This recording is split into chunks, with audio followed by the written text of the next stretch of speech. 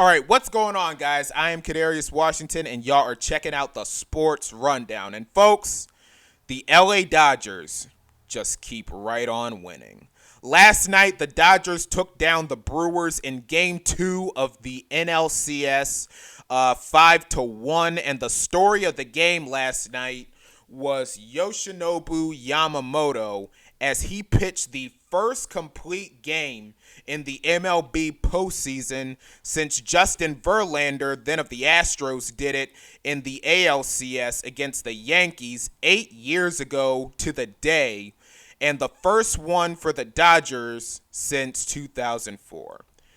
And really, when you look at the NLCS, the story of the series so far has been the starting pitching for the Dodgers in Blake Snell and Yoshinobu Yamamoto.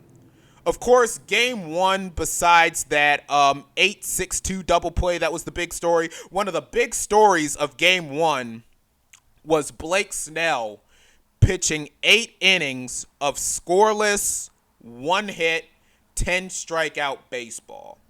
And then last night, Yoshinobu Yamamoto only gave up 1 run. That was the Jackson Chourio leadoff shot in the very first pitch for the Brewers there. But after that, only 3 hits and 7 strikeouts. And think about it, folks. Between Snell and Yamamoto, that is 17 innings with 1 earned run, 4 hits, and 17 strikeouts. And here's a stat here. So Blake Snell and Yoshinobu Yamamoto are the first teammates to pitch back-to-back starts of 8+ innings in the same postseason series since Tim Lyncham and Madison Bumgarner did it for the Giants in 2010. And, of course, those two achieved that in Games 4 and 5 of the 2010 World Series en route to their championship against the Texas Rangers. And Sarah Langs at MLB.com had that stat. And look here, folks. Last year, the Dodgers won the World Series with their bullpen. And this year, if the Dodgers win the championship, it's going to be with their starting pitching. Because look, from what I've seen from the Dodgers, their bullpen has been a bit streaky for me, but the starters have been absolutely phenomenal. And that combined with all of the dangerous Dodgers bats. I mean, it's looking like this Dodgers team is looking like too much here for the Milwaukee Brewers. I mean, in last night's game, in the last 2 innings, the Brewers bullpen had some issues finding the strike zone, mainly after going 0-2 in the count. And it was like Myers and Gasser from Milwaukee was giving up walk after walk after walk and loading up the bases and letting runners score. I mean, I know the Dodgers have a lot of dangerous bats, but you got to risk it and throw, something in the strike zone. But anyway, Teoscar Hernandez and Max Muncy each had solo shots in the game, and now the series shifts to Chavez Ravine tomorrow night. And, of course, Teoscar making up for that base-running blunder that contributed to that 8-6-2 double play in Game 1. And listen, the Brewers had a couple of chances to win Game 1. And I know a lot of people in the end of Game 1 saying that Bryce Terang for the Brewers should have let that pitch hit him at the bottom of the 9th, given that it would have tied the game because the bases were loaded. And then, of course, Terang immediately struck out on the next pitch to end the game.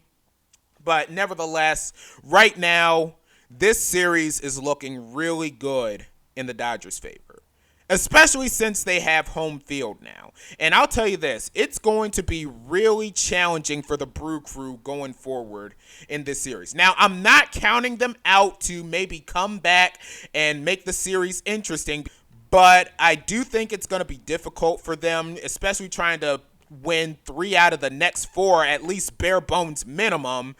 But I think the Dodgers right now might be staring at another trip to the World Series. And the ALCS with the Blue Jays and the Mariners have a 2-0 lead in their series against the Blue Jays. And of course, Game 3 coming up tonight as the series shifts to the Pacific Northwest as the Mariners look to take a commanding 3-0 series lead there. And honestly, with how good the Blue Jays looked, especially in the division series against the Yankees, I did not really anticipate the Mariners going into Toronto and taking a 2-0 series lead there. And of course, the story of Game 1 was the Mariners pitching, and the only run they allowed in that game was the George Springer leadoff homer in the first. And then, of course, later on in the game, Big Dumper with a solo shot to right center in the sixth. And then Jorge Polanco, who's had himself a heck of an October, hit 2 RBI singles in the sixth and the eighth, which was ultimately the difference. And then in Game 2, the Mariners pretty much busted out the belts on the Blue Jays 10-3.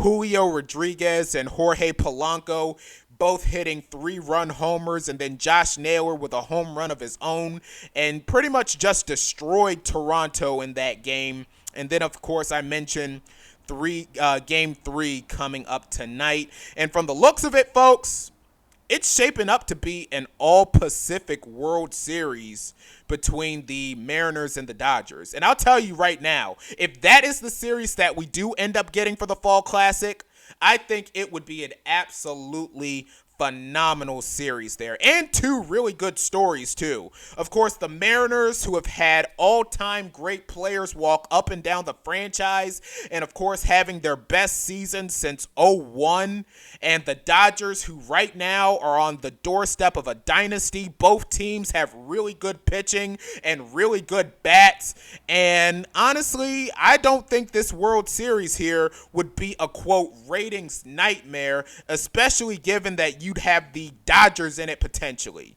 But having an all-Pacific World Series, all-Pacific time zone World Series, that would be pretty interesting if you ask me. But of course, let's see how the rest of these series shake out.